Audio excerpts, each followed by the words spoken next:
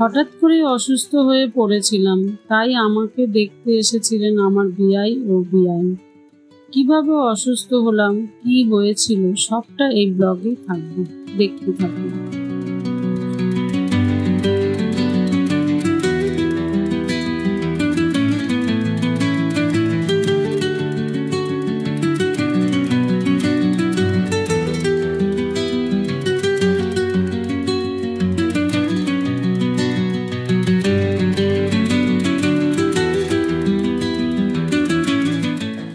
আমি অসুস্থ, তাই আমার মেয়ের শাশুড়ি শ্বশুর এসে দেখতে।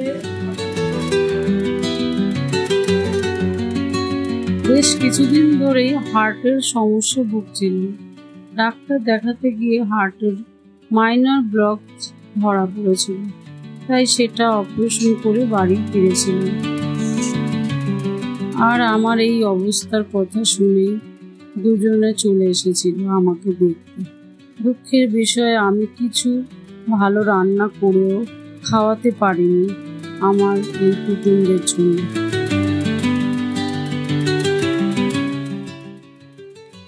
বাড়ির বেশিরভাগ কাজই বিজয় করছিল, সাথে আমার মেয়ে ওর শাশুড়ি হেল্প করেছিল।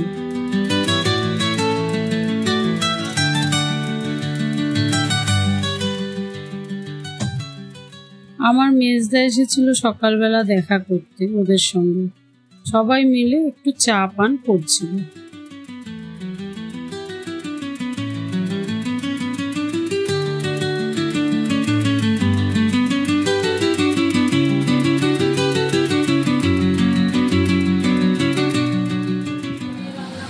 সাথে চলছিল নিরামিষ রান্না বান্না। আমার মেয়ে বানাচ্ছিল আলু পোস্ত, আর তার সাথে বিজয় ভাত আরও বাকি রান্না করেছিল।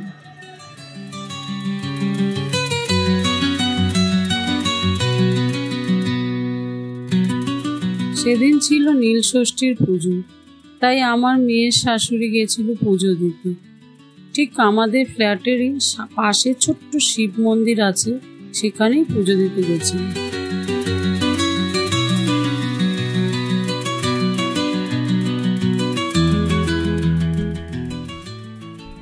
তারপর সেই পুজোর প্রসাদ বিতরণ চলছিল।